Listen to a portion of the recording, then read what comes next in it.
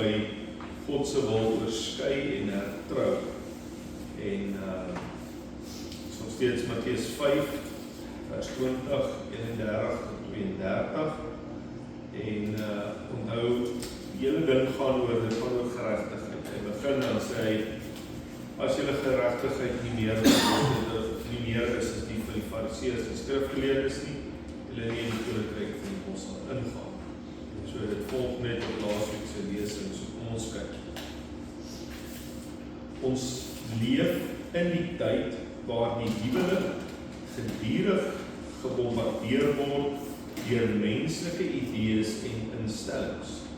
Dis ongetwyfeld so dat daar pertinent gesê word dat daar nie meer ruimte in die moderne mens se lewe is vir oudmodiese instellings soos die huwelik nie.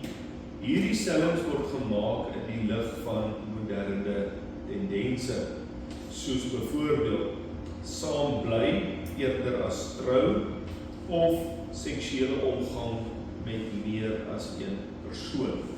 So ek hoef nie uit te brei op, julle weet dis die tendens van die dag. Dit is nou maar hoe die mense deesdae funksioneer.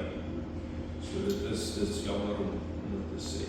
Of mens kan daai LGBTQ ding op die bysit. Dit is ons nou, dit is ook nou tussentyd. Daar word goed hier bygevonden, dis maar die tendens waarom ons leef vandag, maar dit was die God se wil, soos ons lees. Om dit te regverdig verwys die wêreld na die egskeidingsstatistiek. En dis baie keer wat mense sê wat saam bly, dan sê hulle ons moet eers kyk of ons compatible is, voordat ons nou vasmaak en trou. So ons toets dit net eers. Maar dit is makliker as ons nou nie happy is met mekaar nie, dan beweeg ons net aan en dan toets ons iemand anders en dan so toets en dit wat. Want dan word al verwys na, ja, maar daar is soveel mense wat skei, ek wil nou nie skei nie, en al die hoodies.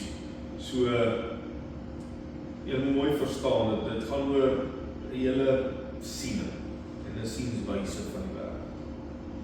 Alright. So, dit gaan oor die egskeidingsstatistiek, en dat selfs regeringsbeleid hierdie siening onderskryf. In Suid-Afrika word dit so aangemoedig dat daar by openbare instansies gratis voorbehoedmiddels uitgedeel word en die mediese fondse onder druk geplaas word om 'n saamblymaat as 'n afhanklike medies te verseker. So daar's 'n klomp sulke dingetjies. Tog, ten spyte van die moderne tendense en beleidsbepaling deur instansies en regeringe bly God se woord onherroepelik en onveranderlik. Die mens se sonde, met ander woorde sy eie wil en eie idees, het nog nooit die onveranderlikheid van God se woord aangetast nie. In Deuteronomium 4 vers 2 staan, julle mag by die woord wat ek julle vandag beveel niks byvoeg nie. Julle mag daar niks van weglaat nie, sodat julle die gebooie van die Here julle God mag onderhou, wat ek julle beveel. Psalm 119 vers 89 sê verder, vir ewig, o Here, staan u woord vas in die hemele. So, al wat ons net nie soveel wil sê, God se woord, God se standaard, God se plan vir die huwelik het dit nooit verander. So God se woord is vir ewig die waarheid en die Bybel sê dat dit net die waarheid is wat ons sal vrymaak. As ons Suid-Afrika vry wil sien en as ons die res van die wêreld vry wil sien, mag ons nie langer God se woord verdraai nie. In Lukas 20:21 sê 'n klompie skrifgeleerdes wat Jesus wil versoek: Meester, ons weet dat u reguit praat en leer, en die persoon nie aanneem nie, maar die weg van God in waarheid leer. So is nogal interessant hierdie skrif, wat hy sê, die skrifgeleerdes kom hulle sê vir Jesus dat hy praat reguit, so hy draai nie doekies om. Hy neem die persoon nie aan nie. So hy kyk nie na jou status of jou struktuur of statuur of wie jy is of waar jy vandaan kom of wat se kleur jy is of wat se taal praat. Dit is wat hy neem die persoon aan. Maar dan sê hy dan, maar hy leer die weg van God in waarheid. So hy staan geregtigheid en waarheid. That's it. Alright. En hierdie lesing is so 'n onderwerp. Niemand praat meer oor egskeiding nie, omdat daar so baie mense is wat of daardeur is of besig is om te skei.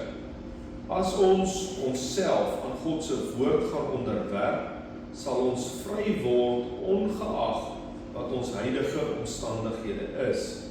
Hierdie woord mag vir mense hard wees, maar ons moet egter verstaan dat God se genade grensloos is, maar daar is 'n voorwaarde en die voorwaarde is ware berou. So ons moet mooi verstaan, is dieselfde soos by die vorige lesings. Jy kan nooit hierdie waarheid van God vat en dis harde woorde en dit raak mense. Jy kan nooit vat en vir die mense sê, weet jy wat, daar sekere besluite en dis okay. So dis maar reg. Maar jy kan ook nie vir mense sê, weet jy wat, jy is verdoem vir die hel. Kan dit nie doen. Want ek meen, ons lewe in hierdie nuwe lewe, ons lewe in 'n nuwe tendens, ons lewe in realiteite. So, en mense word baie keer geraak deur omstandighede buite hulle beheer ook. So alhoewel God se woord dalk hard is, moet ons verstaan, dis sy standaard. Dis wat hy wil hê. Maar ten spyte van dit sal daar altyd genade wees vir ware berou in elke situasie. Nie genade om mee te speel nie. Paulus sê, sal jy in die sonde bly, dat die genade meer word. Stellig. So jy kan nie as prins gaan sondig en dan sê jy, ons beroep ons op die genade. Genade word toegepas onder ware berou. As dinge dan nie reg uitwerk. Of in welke geval. Of jy die een is wat oortree, of jy die een is wat oortree het. Of nie oortree, wat ook. Right, so kom ons kyk bietjie in hierdie ding in.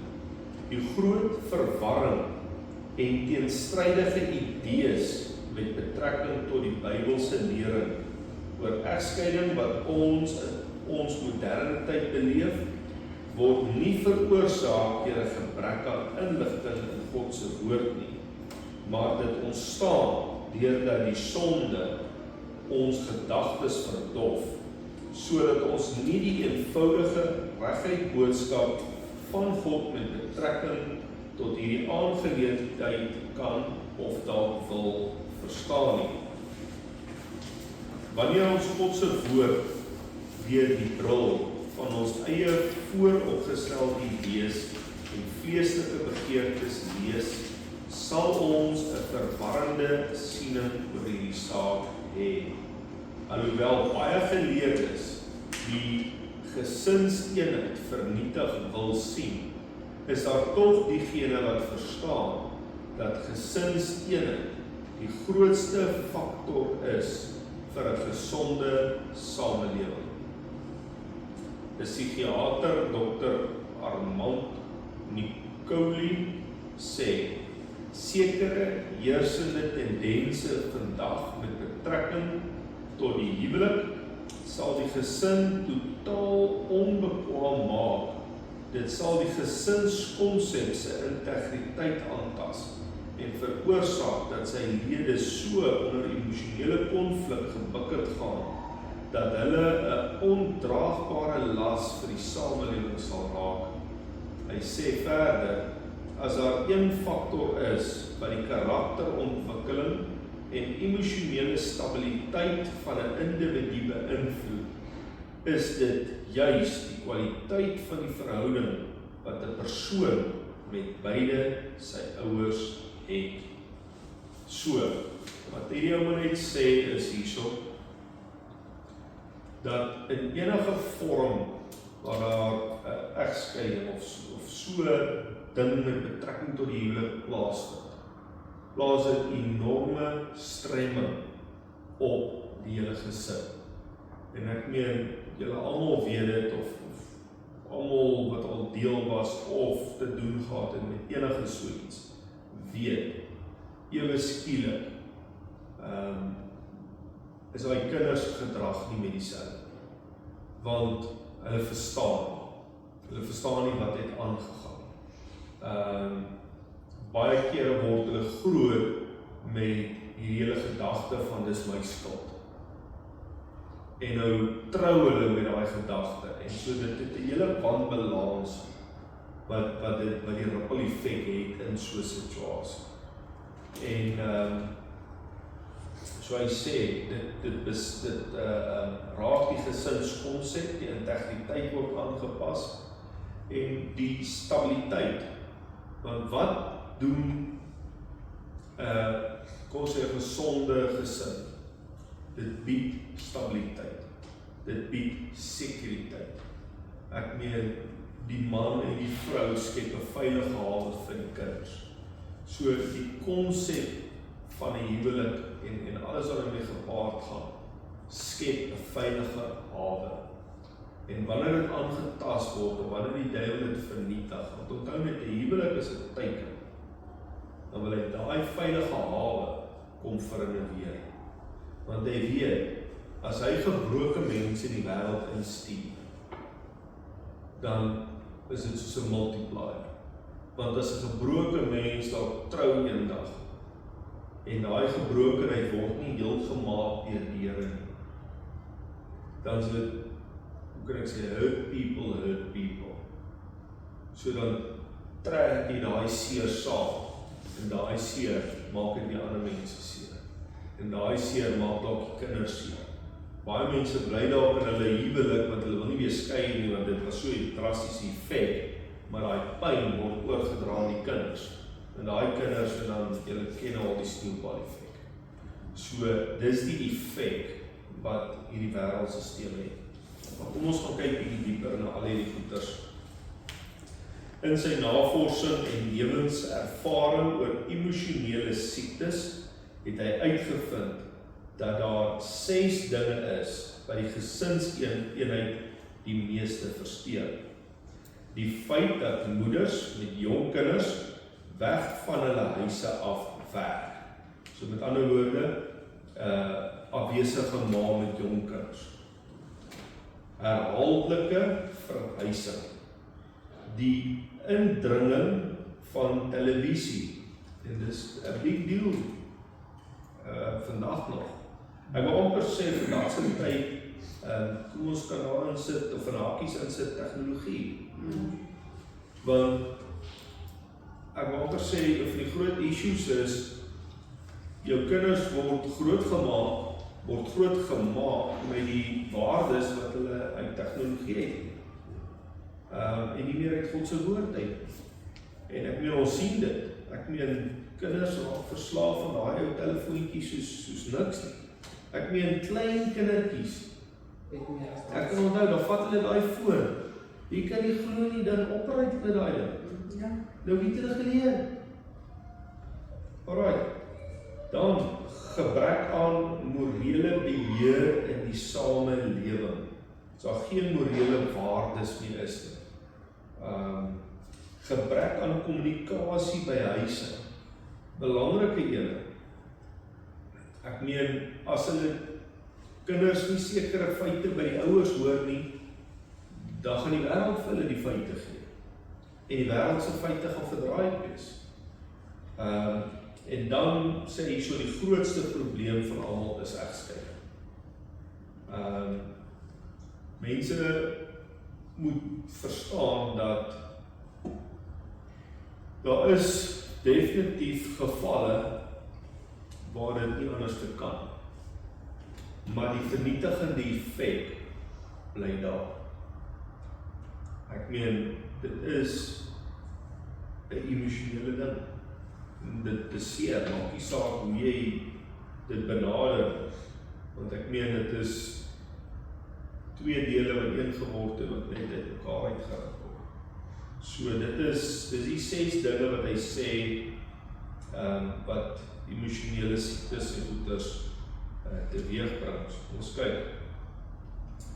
Egskeiding beïnvloed nie net die kinders nie, dit het 'n verwoestende effek op beide ouers, as ook ander familielede. En hoe langer ons as gelowiges gaan talm om na die waarheid terug te keer, hoe verder sal ons samelewing verval en hoe meer gebroke mense gaan daar wees. In die kerkwêreld is daar 4 algemene siening met betrekking tot egskeiding. Die eerste een is, egskeiding is in geen omstandighede toelaatbaar. Tweede ene, egskeiding is toelaatbaar vir enige rede of selfs geen rede. So hierdie is amper totaal en al teenoorgestelde van mekaar. Egskeiding is toelaatbaar in sekere gevalle, maar hertrou is ontoelaatbaar. Egskeiding en hertrou is toelaatbaar in sekere omstandighede. Die vraag is dan, watter siening is reg indien enige? Jesus beantwoord die vraag in Matteus 5 vers 31 tot 32, wat ons by aanvang van die lering gelees het. Om Jesus se standpunt te verduidelik, kan ons sy woorde oor egskeiding in 3 dele verdeel. Alright, Matteus, ek dink ek gaan hom net gou lees uit die woord uit, en dan gaan ons daarby begin. Matteus 5 vers 31. So hy begin dit met dieselfde, daar is ook gesê, elkeen wat van sy vrou skei, moet haar 'n skeibrief gee. Maar ek sê vir julle, dat elkeen wat van sy vrou skei, behalwe om 'n rede van hoerery, maak dat sy egbreek pleeg, en elkeen wat die geskeide vrou trou, pleeg egbreek. Alright. So dit is daai deel. So kom ons sê, ons deel dit in 3 punte, en dan is die eerste punt die volgende. Die lering van die fariseërs en die skrifgeleerdes. In vers 31 sê hy, daar is ook gesê, elkeen wat van sy vrou skei, moet haar 'n skeibrief gee. Met hierdie woorde spreek Jesus die selfregverdiging van die fariseërs en die skrifgeleerdes aan, wat die tradisies van die Jode aangeneem het en dit as waarheid verkondig. Vanuit Jesus se stelling kan 'n mens sien dat egskeiding deur die geestelike leiers van daardie tyd verkondig is as 'n administratiewe dissipline. In ander woorde, as jy boek is vir, moet jy net vir 'n skeibrief. Dit is in die papier. Dis klaar. Maklik. Alright. Die Engels sê, whoever divorces his wife, let him give her a certificate. Ek wil nogal van in Engels, 'n sertifikaat. Dat jy gaan. Ja. Wil nog met 'n goue sertifikaat, as jy was 'n goeie vrou of 'n bronseen of 'n silwer een, as jy's nou klaar. Jy was nie bad nie, hier is 'n sertifikaat. Dan vir jou volgende ene gaan wys. Moet ons vandag in die gym gepraat, jy kry sertifikaat die is dan net omdat jy opgedaag het. Ja. Ag, jy is nie eers verdeel na net omdat jy opgedaag het. So, okay. Op hierdie stadium in die Joodse geskiedenis kon 'n man van sy vrou skei bloot op grond van enige gedrag of aksie wat hom nie geval nie. Dikwels het 'n man nie eers 'n rede verstrek nie, omdat die stelsel geen rede van hom vereis het. So ja, dit is 'n papier gee. Ek is klaar met jou. Hoekom? Nee, ek weet nie. 5 sterre. Sommer. Steeds op die dag. Ouers, daar goeie rede, sommer. Ja, dankie, sommer. Ja. So dit was maar die doel daar of dis hoe hulle geopereer het. En ons moet verstaan, die hele deel is dit waar hulle 'n geregtigheid gehad het. Hulle het 'n stelsel, 'n ware stelsel. En dan sê die Here maar, dit is my bedoeling. Dis my stelsel. So kom ons kyk. Die Fariseërs het hierdie aksie geregverdig deurdat hulle hul siening oor egskeiding gebaseer het op 'n verkeerde interpretasie van Deuteronomium 24 vers 1 tot 4. As 'n man 'n vrou neem en met haar trou, en as hy dan geen guns in sy oë vind nie, omdat hy iets skandeliks aan haar ontdek het, en hy haar 'n skeibrief skrywe en in haar hand gee, en haar uit sy huis wegstuur, en sy uit sy huis uittrek en weggaan, en 'n ander man sin word, en die laaste man haar haat en haar 'n skeibrief skrywe en in haar hand gee, en haar uit sy huis wegstuur, of as die laaste man sterwe wat haar vir hom as vrou geneem het, dan mag haar eerste man wat haar weggestuur het, haar nie weer neem nie, dat sy vrou word, nadat sy onrein geword het, want dit is 'n gruwel voor die aangesig van die Here, en jy mag op die land wat die Here jou God jou as erfenis sal gee, geen skuld laai nie. So daarso is die wet. Maar daai eerste, die laaste man, is dit nou praat hulle elke keer van dieselfde een? Nee. En 'n ander mense word en die laaste man haar haat, of as die laaste man sterwe? Is dit die tweede een? Is dit die laaste? Ja, hy's laaste, hy was die eerste. Die eerste ou het haar 'n briefie gegee. Ja, het daar, maar die laaste een wat hulle elke keer so van praat, is dieselfde man. Ja. Alright, so kom ons kyk. Ons moet egter verstaan dat hierdie gedeelte nie probeer verklaar of egskeiding toelaatbaar is of nie. Hierdie skrif maak nie voorsiening vir egskeiding nie, en dit beveel dit ook nie aan, maar dit is eerder 'n omskrywing van 'n baie nougesette wet met betrekking tot egbreek. Dit word bevestig deurdat Jesus direk na sy lering oor die egbreek na hierdie gedeelte verwys. So God wil met hierdie lering uitwys hoe onbehoorlike egskeiding aanleiding kan gee tot egbreek, om uiteindelik te eindig in wat God as 'n gruwel beskou. Uit die inligting blyk dit dat God wel toegelaat het dat egskeiding in sekere omstandighede mag plaasvind by die gee van 'n skeibrief, maar God gee nie hierdeur sy goedkeuring daarvoor nie en beveel dit ook nie aan. Dit was en is slegs net nog een van God se genade uitreikings na die sondige mens. So kom ons kyk wat sê hy in Matteus 19.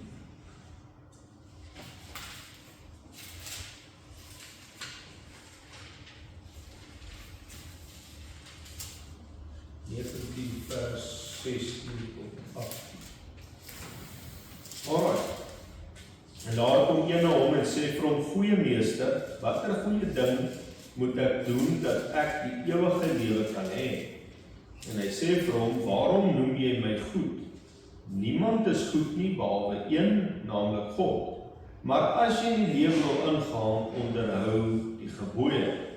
En hy vra hom, watter? En Jesus sê, dit, jy mag nie doodslaan nie, jy mag nie egbreek nie. Jy mag nie steel nie, jy mag geen vals getuienis gee nie. So met ander woorde, hy haal eintlik vir hom die wette aan daar, al die 10 gebooie daar. Maar hy sê, jy mag nie doodslaan nie, jy mag nie egbreek nie. Alright. So, In Matteus 19 vers 7 tot 8 antwoord Jesus op die vraag: waarom het Moses dan beveel om 'n skeibrief te gee en van haar te skei? Hy antwoord hulle: omdat Moses weens die hardheid van julle harte julle toegelaat het om van julle vroue te skei, maar van die begin af was dit nie so nie. Alright, die skeibrief het nie egskeiding reggemaak nie, maar slegs die vrou beskerm dat sy nie onregverdig beswadder word nie en dat sy weer vry is. Die vraag is, wat word bedoel met die woorde omdat hy iets skandeliks aan haar ontdek het? Die Hebreëse verklaring vir die woord is shame of disgrace. Die algemene besiening met betrekking tot hierdie gedeelte is dat hierdie woorde nie verwys na egbreek of homoseksuele praktyke nie, aangesien beide egbreek of homoseksuele dade deur die wet van Moses met die dood strafbaar was. Dit moes dus na iets anders verwys wat die familie in die skande sou bring, maar met 'n seksuele konnektasie. Dit was egter nie 'n seksuele daad op sigself nie, maar 'n daad wat baie na aan egbreek was. Dit blyk te wees ontrouheid of promiscuity. Ek weet nie eens wat beteken dit nie. Onsedelikheid. Wat onsedelikheid. Ja, wat op 'n losbandige lewe dui. Alright. Ek wil nou nog net ietsie vra. Hy antwoord hulle, omdat Moses weens die hardheid van julle harte julle toegelaat het om van julle vroue te skei. Nou, het Moses dit self besluit? Ek dink nie so nie. Dis hoekom ek, ja, wat? Moses het elke keer God geraadpleeg. So ek dink, ek sal moet nalees daarop. Ek kan nie nou 'n uitspraak maak oor presies hoe dit gebeur nie. Maar ek weet, hy normaalweg het hy God geraadpleeg oor sekere goeders en dan het hy uitspraak gemaak. Maar wat hy duidelik sê, dit gaan oor die hardheid van hulle harte, want dit was nie van die begin af so. So wat ek dink wat hy ook sê, en dit is baie belangrik, is dat hy nooit gesê, dis reg nie. Dis nie die doel van die skeibrief. Die doel van die skeibrief was om sekere feite daar te sit, sodat die party nie beswadder of soos word. Soos hy sê dat die vrou... So, jy kan nie net haar los en dan 'n storie gaan versprei, wie wat sy is 'n hoer of 'n ding. Jy moet die brief skryf en vir haar sê, hoekom skei jy haar? Want ek skei haar want haar asem stig.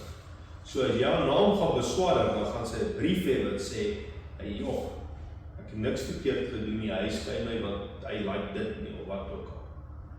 So dit moet mooi verstaan word. Daai brief is nie om te sê, ag alles is te wonderlik reg. Daai brief is die rede hoekom jy dit. Alright. Die feit dat Deuteronomium 24 egspreek aanspreek en daarop dui dat daar vrouens was wat na hul tweede troue weer na hul eerste mans teruggegaan het en dat dit 'n gruwel voor God is, wys op die potensiële boosheid van egskeiding. In God se oë word egskeiding nie geregverdig deur 'n skeibrief nie. Sy wil is dat huweliksmaats nie sal skei nie. Alright, so wat leer die Ou Testament? So kom ons kyk bietjie. Geen lering oor egskeiding kan behoorlik verstaan word sonder om eers God se lering oor die huwelik te verstaan. Genesis 2:24 vind ons die instelling van die huwelik. Daarom sal die man sy vader en sy moeder verlaat en sy vrou aankleef en hulle sal een vlees wees. Hieruit sien ons dat die huwelik deur God self ingestel is en nie deur 'n mens nie. Die doel van die huwelik is en hulle sal een vlees wees. Die bedoeling hiervan in Hebreëus is clean, of met ander woorde, die huwelik word 'n man en 'n vrou tot 'n onskeibare eenheid verbind. Dis die eenwording van twee persone ten opsigte van liggaam, siel en gees. So die huwelik is een van die instellings van God wat by die sondeval onder skoot gekom het. Die eerste sonde het die mens van God geskei, van die natuur geskei en van sy vrou geskei. In Genesis 3 vers 16 was die straf van God aan die vrou dat sy met veel meer smarte sal baar en tog sal haar begeerte na haar man wees. Aan Adam sê God dat die aarde ter wille van hom vervloek sal wees met distels en dorings en dat hy die sweet sal moet werk om te eet. Hieruit sien ons dat die sondeval die huwelik beïnvloed het deurdat na die sondeval die vrou se begeerte na haar man sal wees. Dit beteken letterlik dat die vrou se begeerte nie meer sal wees as hulp vir haar man nie, maar om hom te beheer en hom en oor hom te heers. By implikasie beteken dit dat die man ernstig beheer moet uitoefen om hierdie heerskappy van die vrou teen te werk. En die uiteinde van hierdie stryd is 'n geneigtheid om van mekaar te skei. Terwyl God se plan was dat hulle albei saam oor sy skepping sou regeer. Die man lei en die vrou gee ondersteuning. Vir God is hierdie eenheid so belangrik dat hy dit beskerm met die doodsvonnis. Lees Malagi 2 vers 13 tot 16. So kom ons gaan kyk wat sê Malagi.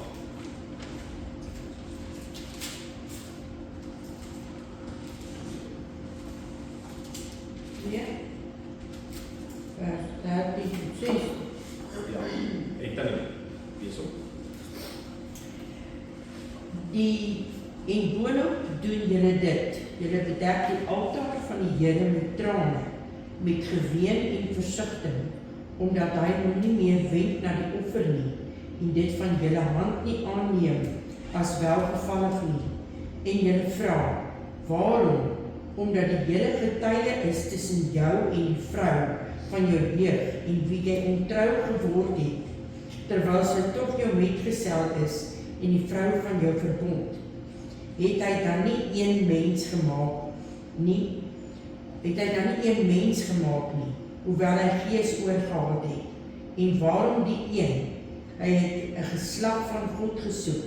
Neem julle dan in ag ter wille van julle gees, en wees nie ontrou aan die vrou van jou jeug nie, want ek haat egskeiding, sê die Here, die God van Israel, en dat 'n mens sy kleed met geweldpleging bedek, sê die Here van die leerskare. Neem julle dan in ag ter wille van julle gees, en wees nie ontrou.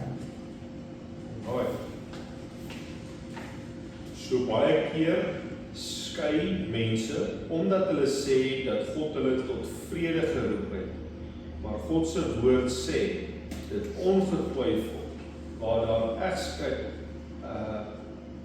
ongetwyfeld, waar is dat egskeiding die produk van sonde is.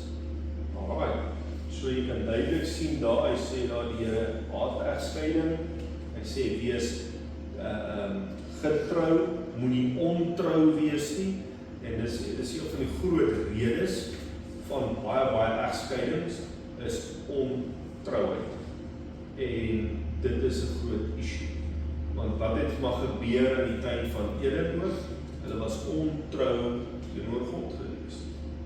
Hulle het nie sy woord geag nie en hulle het eintlik dan die duiwel agterom aangeloop in sy leuns. En daai sonde het skeiding gebring. So sonde is gewoonlik die produk van egskeiding. Gaan kyk maar, wat bring mense wat verskriklik verlief is tot hulle ore toe voor die altaar en sê ek sal hierdie persoon hou vir siekte en goedheid en slegtigheid en al daai klompie beloftes wat hulle maak en hulle is verskriklik lief vir mekaar en dan down the line dan eindig dit dalk nie so goed. Meeste van die kere is dit as gevolg van sonde. As dit dalk nie al die kere is. So, ja, want jy het nou anders opgesê, maar sonde lei tot egskeiding. Wat het ek gesê? Nee, jy het gesê sonde is die produk van egskeiding. Maar dit is, egskeiding is die produk van sonde. Ekskuus. Nee, ekskuus, ek wil net sê. Jy moet my reghelp, want as ons die ding laat gaan, dan het ek vergeet ek het verkeerd omgesê, so nee, dit is so. Nee, dit ook, want ek het ook nou geskryf, sonde lei tot egskeiding. Ja. Die produk van die sonde is egskeiding. Het ek het nou reg gesê? Ja. Okay. Dit is so. So, gaan kyk maar.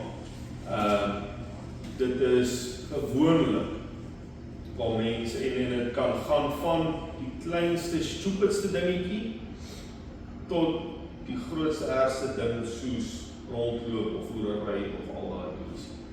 Maar ek meen, mense kan net nie daaroor goed kom. Baie keer vergifnis.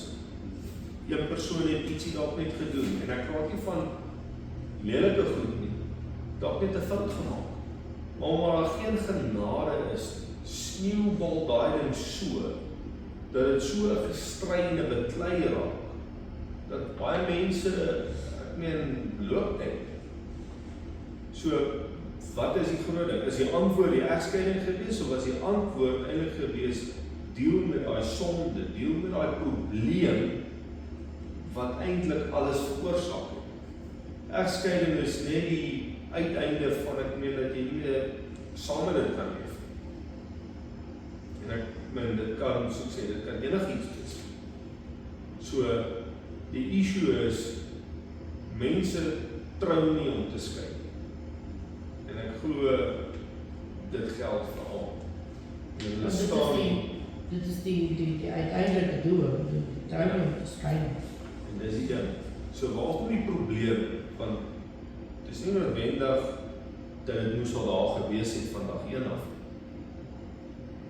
Dis omdat die probleem wat daar is, en ek meen, julle almal, jy is nog nie daar nie, maar ek meen, so byt vas wat tips, maak baie notas in daai boek, daar gaan altyd, in enige verhouding, veral in die huwelik, gaan daar baie konflik wees.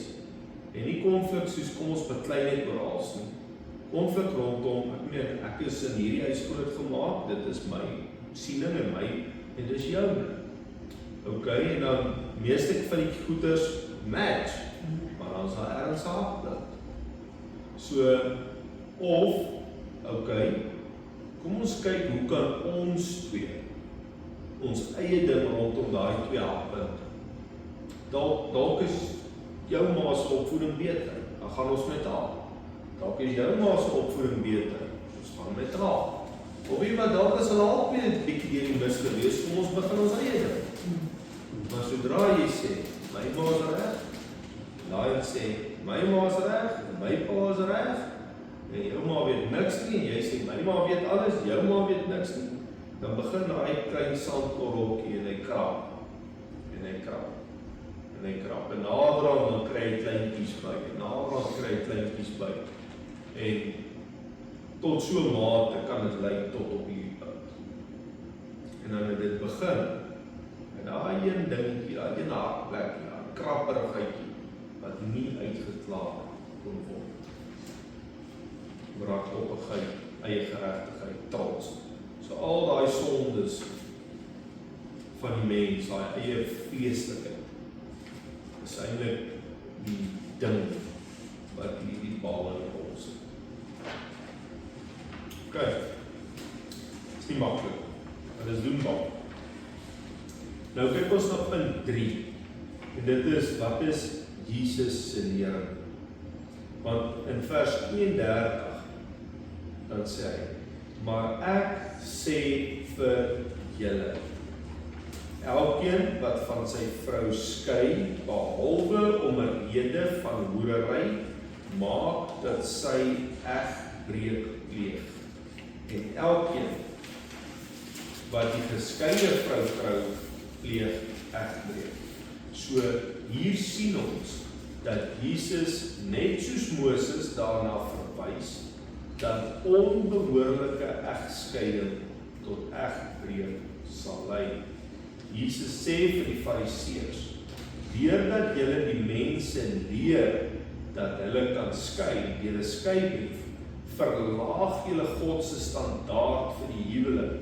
Uit Jesus se lering is dit duidelik dat nie net egskeiding tot egbreek lei nie, maar ook hertrou. Ons lees Matteus. Wat is onbehoorlike egskeiding? Weet nie. Die sien is dat net soos, maar en jy kan seker, kan dit staan in wat hy bedoel daar is skei vir enige rede. Want hy sê hierso, behalwe deur hoerery. So onbehoorlik sal wees enigiets wat buite daai parameters val. En ek weet die Here, ek bedoel dit staan nou in Matteus, elkeen wat van sy vrou skei, behalwe om maak dat sy egbreek pleeg, nee? En elkeen wat die geskeide vrou trou, pleeg egbreek. Maar nou wat van die geskeide man? Dis hy. Wat bedoel jy? Die man is die ene wat bedoel. En elkeen, ja maar as Ja, hy verwys daar heeltyd na die vrou, want dit is wat ek nou weet, wat van as jy nou met 'n geskeide man trou? Ek weet nie. Kom ons kyk maar verder en dan moet ons maar gaan lees en leer. So Matteus 19 vers 3 tot 8. Toe kom die Fariseërs na hom om te versoek en sê vir hom, is dit 'n man geoorloof om oor allerhande redes van sy vrou te skryf? En hy antwoord hulle en sê, het julle nie gelees dat hy wat hulle gemaak het, hulle van die begin af man en vrou gemaak het nie. En gesê, om hierdie rede sal die man sy vader en sy moeder verlaat, sy vrou aankleef en hulle twee sal een vlees wees, sodat hulle nie meer twee is nie, maar een vlees. Wat God saamgevoeg het, mag geen mens skei nie. Hulle sê vir hom, waarom het Moses dan beveel om 'n skeibrief te gee en van haar te skei? En hy antwoord, omdat Moses weens die hardheid van julle hart julle toegelaat het om van julle vroue te skei, maar van die begin af was dit nie so nie.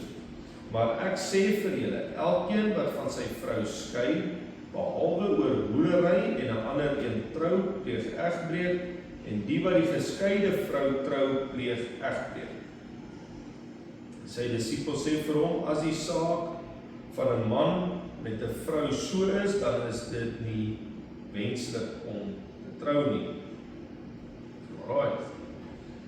So, ek weet nie daar nie, maar dit lyk vir my dan of hy sê, as die man dan 'n geskeide vrou trou, dan pleeg hy egbreek. Ja, maar En reg is. ja, maar en as 'n vrou 'n geskeide man trou, Dan is dit seker ook dieselfde. dis wat ek sê, ek wil nou nie sê, want gewoonlik baie keer sê hulle mos ja, hulle bespreek het punt, dan sê hulle, maar dit geld vir beide geslagte. Ek glo dit sal Wat verstaan dit dis nou nie net wat iemand se siening is nie, dis in die woord staan dit so, dis om ek nou weet, ek wil ons nou nie net sê, die Here seker daar bedoel mans koop nie. Ja, Ek moet vir Tannie sê, dit is moeilik, want ek weet nie hoe was dit in die Joodse geskiedenis gewees daai tyd nie. Ek het nie daai kennis presies hoe het hulle geopereer nie.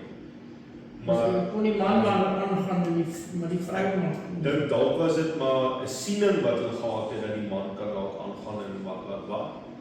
Maar ek meen as jy vat God se siening is eintlik van die begin af moet dit nie so wees nie. Moet dan nie eers So ek weet nie. My gevoel is dat dit geld vir albei partye. Ja.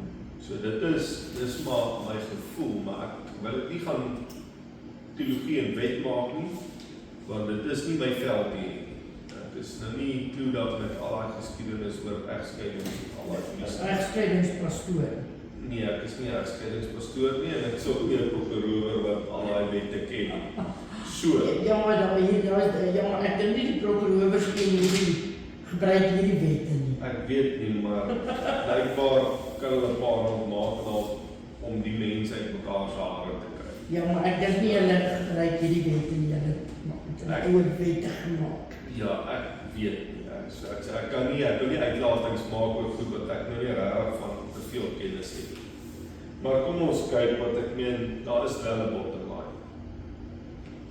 So, hiermee verklaar Jesus dat slegs mense wat gekonfronteer word met egskeiding, met egbreek, toegelaat word om te skei.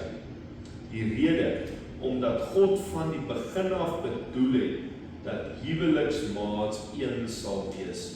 Dis duidelik dat God iewers genade aan Moses verleen het vir mense om te skei. Wat die rede is nie presies duidelik nie, maar die meeste Bybelontleeders glo dat dit bloot uit genade was. So, in 1 Korintiërs 7 vers 12 en 13 voeg Paulus 'n addisionele rede by. Maar vir die ander sê ek, nie die Here nie. As enige broeder 'n ongelowige vrou het en sy dit goed vind om met hom saam te lewe, moet hy haar nie verstoot nie.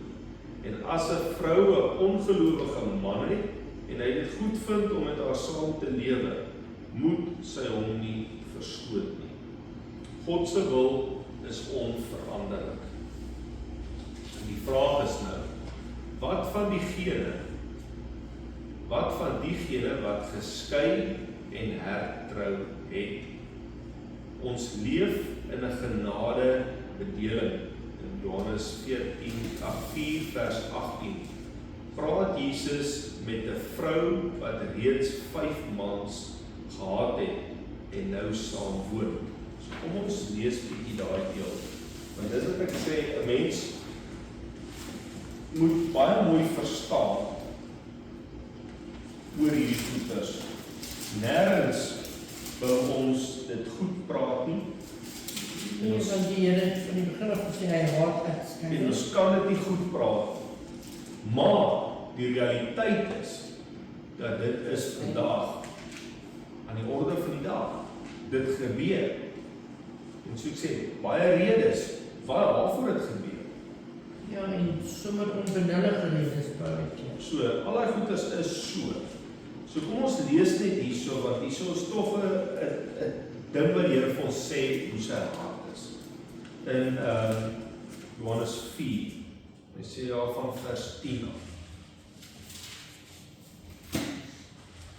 Jesus antwoord en sê vir haar, dis die Samaritaanse vrou daar by die put, as jy die gawe van God geken het en geweet het, wie hy is wat vir jou gesê het, gee vir my water om te drink, sou jy hom gevra het en hy sou vir jou lewende water gegee het. En die vrou sê vir hom, Here, u het nie eens 'n skepting nie, en die put is diep, waarvandaan kry u dan die lewende water? U is nog nie groter as ons vader Jakob nie, wat die put aan ons gegee het, en self daaruit gedrink het, en sy seuns en sy vee. Jesus antwoord en sê vir haar, elkeen wat van hierdie water drink, sal weer dors word. Maar elkeen wat drink van die water wat ek hom sal gee, sal in ewigheid nooit dors kry nie. maar die water wat ek hom sal gee, sal in hom word 'n fontein van water wat opspring tot in die ewige lewe. Die vrou sê vir hom, Here, gee my daardie water, sodat ek nie dors kry nie, en ek nie hier hoef te kom skep nie. Jesus sê vir haar, is nogal kwaai hoe die Here eintlik, die hele ding eintlik in die lyf, dis eintlik amazing. Nou sê hy vir haar, gaan roep jou man, en kom hier. Ok, wil jy die water hê? Ok, gaan roep jou man, kom hier so, dat ons vir die water gee. Want hy het 'n plan. Die vrou antwoord, en sê, ek het nie 'n man nie. En Jesus sê, jy het reg gesê, ek het nie 'n man nie. Want jy het 5 mans gehad, en die een wat jy nou het, is nie jou man nie. Dit het jy met waarheid gesê.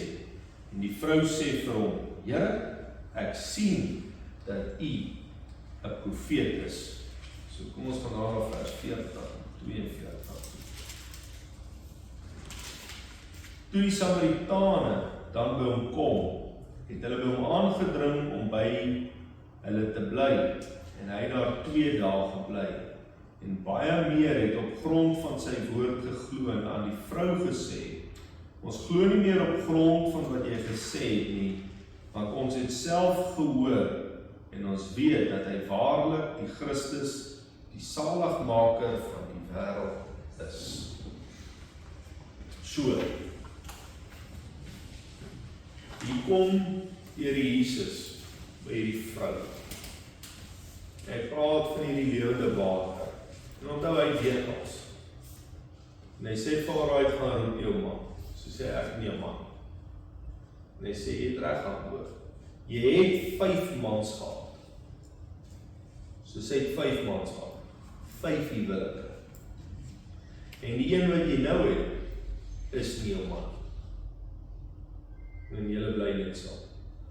So wat vir my baie interessant is, dat nêrens sien jy, dat die Here haar verdoem en haar veroordeel.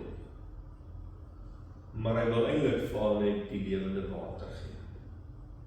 En ek dink daar is op 'n kol, wat sy gaan en dan praat sy met die mense van die stad en dan kom hulle uit, want sy het die Messias gevind. En is dieselfde soos daai vrou wat in egbreek betrap is, wat hulle gebring het om dood te gooi. En die Here sê, okay, die een wat sonder sonde is, laat hy eers die klip gooi. En dan het niemand 'n klip gegooi nie, en hy is die enigste wat 'n klip gooi, of 'n klip kan gooi. Dan sê hy, ek veroordeel jou ook nie. So waaroor gaan dit? Dit gaan nie om te sê, dis reg. Dis nie om te sê, die Here sê, wie wat ek in my sempel, gaan het aan doen het nie. Hy wil dit nie hê nie, dit is nie reg nie. Maar hy het geweet, in die tyd waarin ons is, wat dit gebeur, is daar vir jou genade. En hy weet ook wat sy rede is, en hy weet al die goeders. So wanneer jy deur so 'n proses gaan, dan moet jy wel weet, kom na hom toe, met daai pyn en daai seer, dat hy dit vir jou kan vergewe, dat hy dit vir jou kan skoonmaak, en dat jy genade kan kry, want ons bly in hierdie gebroke wêreld. So dit is die sleutel van dit, maar dit is nie 'n okay nie. Dis nie om te sê, okay, gebruik dit, en skei en trou en skei, dis glad nie die doel. Alright, so, wat het gebeur in daai gedeelte wat ons nou net gelees het van die Samaritaanse vrou? Salig is die wat arm van gees is. Salig is die wat tree. En salig is die wat sagmoedig is. Die oomblik toe sy besef dat sy voor God geestelik bankrot is, het sy haar sonde erken. Sy los nie net haar kruik by die put nie, maar hardloop die stad in om aan die ander die goeie nuus mee te deel, dat sy die Verlosser ontmoet het. 1 Johannes 1 vers 9 verklaar onomwonde, as jy jou sonde bely, God is getrou en regverdig om jou die sonde te vergewe. Ware berou bring ware vergifnis, maar ongeag die duisende wat geskei het, God se wil dat die huwelik deur egskeiding vernietig mag word. God se wil is dat huwelik deur egskeiding dat geen huwelik deur egskeiding vernietig mag word nie, omdat ons niks mag skei wat hy as een saam gevoeg het nie.